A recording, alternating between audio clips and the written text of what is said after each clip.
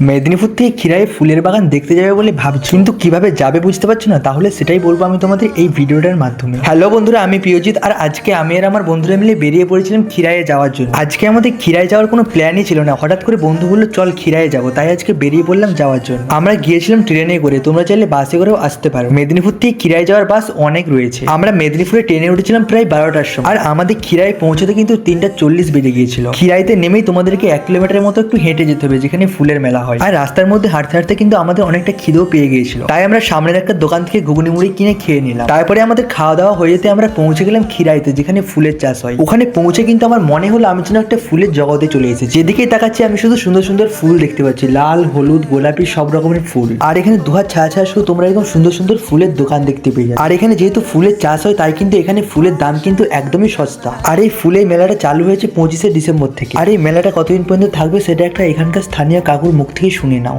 এখানে ফুলের মেলাটা কতদিন থাকবে? 25শে ডিসেম্বর থেকে শুরু হয়, 14ই ফেব্রুয়ারি পর্যন্ত মেলাটা চলে। এবার তারপরেও ফুলটা থাকলেও কিছু ছেলে মেয়েরা আসা যাওয়া করে, আচ্ছা, মূলত আচ্ছা। 14ই ফেব্রুয়ারি পর্যন্ত।